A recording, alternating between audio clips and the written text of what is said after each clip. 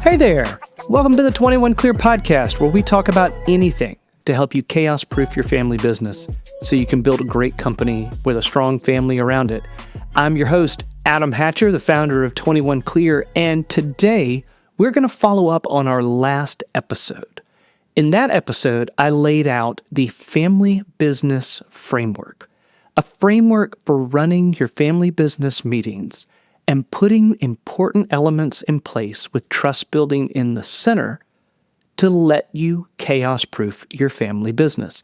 And recently, Sarah Davis, who was our guest in episode 3 and is the director of Kennesaw State's Family Enterprise Center, Sarah invited me to give a webinar on a part of the framework.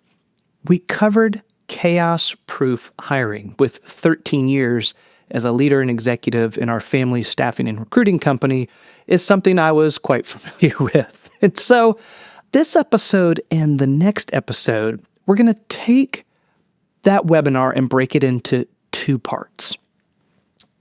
Today, we're going to explore the first part of chaos-proof hiring. So there are 4 elements to it. Going to lay out a case for intentional family business hiring, and then lay out the first element with an example. And then in the next podcast, we'll take the end of that webinar and we'll lay out the last 3 steps for you. So if you didn't hear the last episode on the framework and you want a bigger picture, just walk back to episode 4, and episode 5 is going to be the beginning of chaos-proof hiring, and then part 2 of chaos-proof hiring will be episode 6. So let's jump right into the webinar, and I hope you enjoy. Today, we're going to touch this idea of how you hire well, or we would say, how do you chaos-proof your family hiring?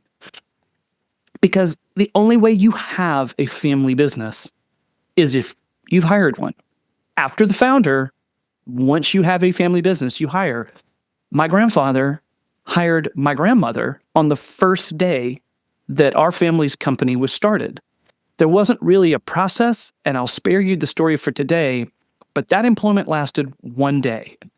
And there are lessons in both hiring, leaving, running the family business, working well, and building trust in their single day of working together. But what is interesting to me about hiring well and doing it intentionally, it is the opposite. The opposite of drifting into your mom and dad's company. I live here in Augusta, and I was on the driving range one day. And there's a guy, we'll call him Victor, here on the webinar. But Victor was sitting next to me, we hadn't met. And I asked Victor what he did. And he said, "You mean, what did I do?" Well, tell me about it. And he said, "Well, my brother Mo and I took 20 years to build a company together." I said, "Oh, well, and how's the company going?" He said, "Well, I don't work there anymore." So I asked him what happened. He said, "Well, my nephew, my brother Mo's son, he wanted to join the company, and I told him that kid didn't know a thing. I told him he didn't work hard, he'd always been lazy, and I wasn't going to have him." So I was interested now. And he said, "Well, we got in an argument. And after a couple of weeks, my brother Mo finally said to me, 'You know what, Victor? If we don't see my son the same way, then we don't see business the same way either.' And that was the end." They didn't have a way to establish whether or not a family member was qualified to work for the company. And also, to working together well, they didn't have a way to resolve conflict with each other outside of the business. And I tell you all that story because the end of it actually broke my heart. So the brother Victor ends up leaving. Mo hires his son. About a year later, Mo tried to get Victor to come back after firing the son. Victor had moved on with his career. He came back and helped with one customer that was key to him, but never returned. And then Mo, the brother, died, leaving his widow with a company that was not well run, with a family that was strained, and a son who was estranged away from them. When I say it's not a problem, it's chaos, when they say that chaos can get into a family company and rip up a company and a family, That's the stakes when we work together that we're playing with. And that's why focusing on hiring is so important, because every one of us that has a family company has to do this. So let me give you, in this family business framework, 4 steps. And we promised at the top, you were actually going to be able to get better at hiring family today. So my encouragement to you, I believe Kathy Milton, who's on here, is around a bunch of other people. Kathy, you may not want to do this on a sheet of paper in front of other people, but if you have a sheet of scratch paper, put it out to the side, because there's going to be a couple opportunities for you to draft ways that you can think about chaos-proofing your hiring. Right, so you have 4 things to chaos-proof family hiring. The first one is family hiring criteria. Then it's a commitment to match family members to actual jobs.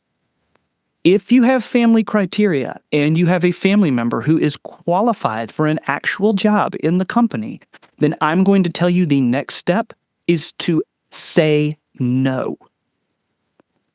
Meet the family criteria, pair it with an actual job, but then say no. And if you get over that third point, that third objection, then it is not just drifting into day one.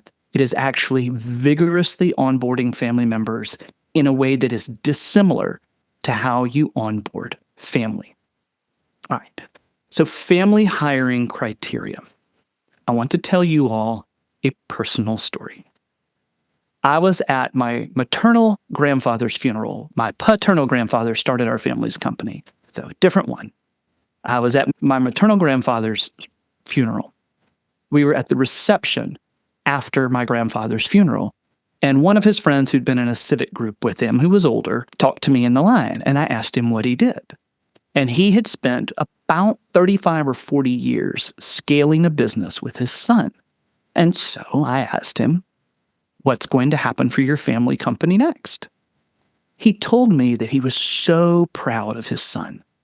Said he went to Georgia Tech and he got an engineering degree, and they were an engineering firm. And then Georgia Tech, and he's worked with me for 25 years, and he's learned all the different functions, and my clients love him, the employees love him, and he's really let me become chairman, and I look forward to turning it over. We hadn't quite worked out the ownership yet, but my son can take over. And I was, again, remember, I'm at my grandfather's funeral, just getting appetizers off of a buffet.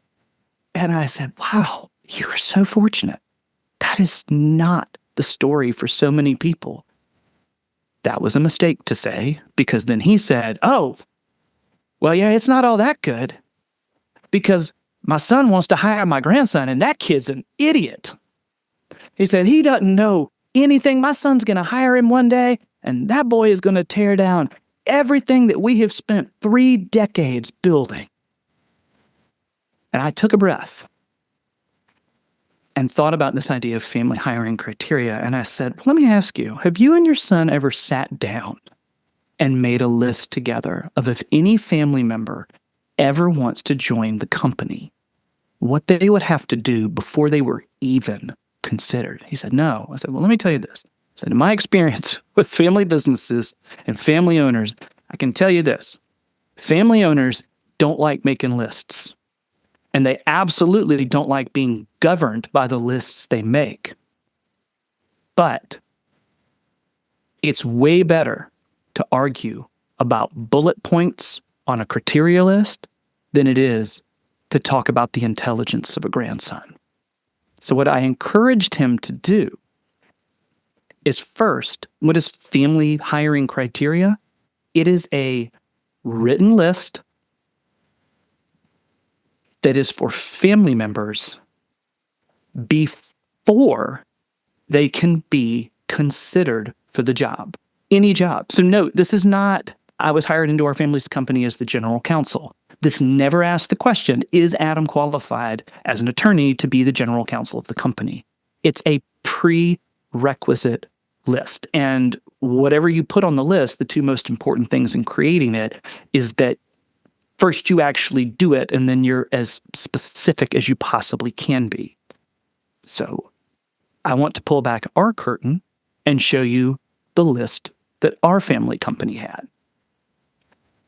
I want to tell you before I do, though, my father wrote this list when the company was at about $50 million top line and was regional. It was increasing, and it was an increasingly complex organization. I joined in 2010, so when he created this, we had not gone through 2008 yet, or we're just in the middle. I'm sorry, we were in the middle of the 2008-2009 crisis. So he's writing the list in that, but he knows that the company's going to bounce back. And he knows that the demands of the company, the customers that it sells to, were global and publicly traded clients, meaning the sophistication and the demands were going to keep going up. And so if the grandfather I had been talking to at my grandfather's funeral made a list, his list and our list weren't going to be the same. So I'm going to show you ours just as an example. So I am in law school. My brother is in college. My sister was in high school. And we all got the same letter from our father. And it said, I don't know if the Lord will ever call you back or you'll ever feel a call to join the family company. But if so, 5 things have to be true. First, you have to graduate from college. Second, you have to have a degree from graduate school. Not a specific type of graduate school. My brother got an MBA. I went to law school. But you have to have a graduate degree. You have to go work somewhere else. That is not unique in family companies, requiring working somewhere else. However, he added to that, you must get promoted somewhere else. And then lastly, he said, your life needs to be reflective of Christian values. I want you to read into that real quick. What he was doing, the company is a for-profit, privately held company that holds itself out as being faith-based. He wanted to make sure that any family member that joined could work in a company that held itself out as having particular faith principles. And so that list isn't going to be your list. You have a different family. You have a different company. You have different customers. But there are 3 things. If I broke his list down, it really had 3 things in it. First, it had education requirements. Second, it had experience requirements. And third, it worked to have an alignment with the culture of the organization. And I want to touch experience and education real quick. And here's something I love about what he did. He told me once, Adam, I graduated from Georgia on a Friday. I went to work at the family company on a Monday. The only person who ever gave me a job was either my father by promotion or the day I bought the company from him. I want you to always know that you have value outside of this organization and outside of my eyes when you come to work here. I also need you to go get experience that we could never get without people who have worked outside and brought it in. And so what he was doing with this list, for any family member who joined in an increasingly complex organization, he wanted them to be part of the future of the company with our particular clients, but also always have their own independent identity. Because if you've ever worked with family, you know how difficult that can be. So that's our list, and that's the concept. If you have your side sheet of paper, I want you to try this real quick. Okay, so just a grid, we're going to work over to you. So there's those 5 criteria I said he put in a letter. Let's assume your family business is XYZ manufacturing company. Let's just give a different example. So let's say they sent a similar letter. It might say that before any family member comes to work for XYZ, they need to have an engineering degree. And again, I'm going to encourage you to get specific with your criteria, not just go to college or go to school. Okay, an engineering degree from a U.S. News top 100 university. And then for experience, you've got to work outside the company for 3 years and have become a manager of at least 1 person. See, that's different than the way my father phrased it for our company. And then lastly, to cultural alignment, when we do a reference check on you, your references need to talk about your humility. Let's assume humility is a big part of the culture of that company, and we don't want you to have an arrest record. You can write this in your family hiring criteria. Okay, so you can see what these criteria do is it communicates to the family their education, experience, and cultural prerequisites. And none of these have anything to do with actual skills and fit to a job. So take just a second And think about your own company. If you have someone in your family maybe you have family who are about to graduate from college or in high school. Maybe you have nieces or nephews who may be in kindergarten, but your cousin, your sister-in-law, your aunt, someone has asked you, hey, might they ever have an opportunity to work with you? These questions come up earlier than any of us think. So think, if you had your way, what education would you want to make sure any family member who joined had? And then what experiences outside the organization would you want them to have? And then think through your core values.